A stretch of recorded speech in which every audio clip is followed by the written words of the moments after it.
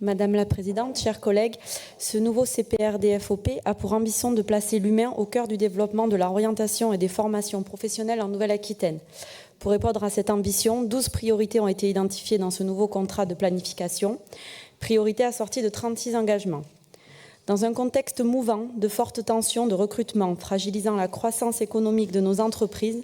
de profonds changements climatiques, de transformation des métiers liés à l'émergence de l'intelligence artificielle et à la transition écologique, de l'importance de concilier vie pro avec vie personnelle et RSE, l'actualisation des politiques régionales d'orientation et de formation professionnelle était une impérieuse nécessité.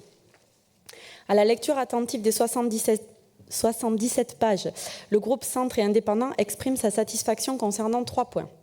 Premièrement, la convergence des priorités et objectifs du nouveau contrat de plan avec le projet de loi pour le plein emploi, adopté mardi dernier en première lecture par l'Assemblée nationale.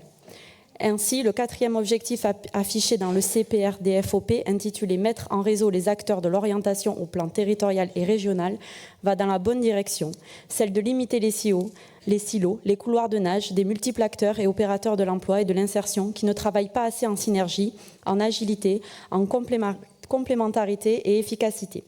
Aller vers et avec, dites-le nous une fois, sont des ambitions communes avec le futur réseau des acteurs de l'insertion et de l'emploi qui a pour objectif de capitaliser les modèles de concertation existants entre État, collectivités et monde économique afin d'anticiper les emplois et compétences futurs comme priorise le CPR-DFOP, et cela dans le respect des compétences respectives de l'État et de la région. Deuxième satisfecit est que le CPR-DFOP bénéficie d'un système d'évaluation au fil de l'eau et d'une véritable territorialisation de l'action publique. Ainsi, les 3 grandes priorités de ce nouveau document de planification, possibilité de choix professionnels éclairés, émancipateurs et durables, préparation des compétences aux emplois d'aujourd'hui et aux enjeux de demain, sécurisation et fluidification des parcours professionnels, seront déployés en proximité en tenant compte des spécificités territoriales et en dialogue avec les acteurs locaux. Le 3e motif de satisfaction concerne la méthode de concertation qui a prévalu pour l'élaboration du document.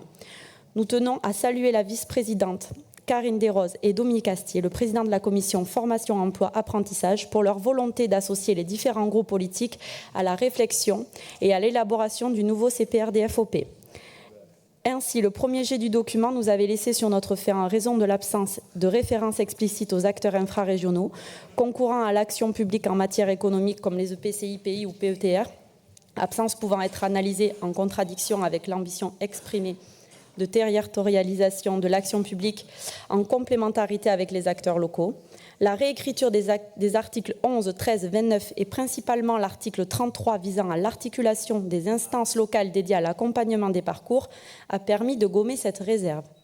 Enfin, l'organisation d'une évaluation globale en fin de période du contrat de plan adossée à un suivi au fil de l'eau avec la mise en place des macro-indicateurs afin de ne pas arroser le sable et de pouvoir changer de cap si nécessaire était une demande forte de notre groupe qui a été satisfaite. Autant d'éléments positifs, tant sur la philosophie générale du texte, de ses objectifs ou de la méthode de concertation qui amène notre groupe à voter cette délibération et à suivre avec bienveillance et vigilance l'effectivité des engagements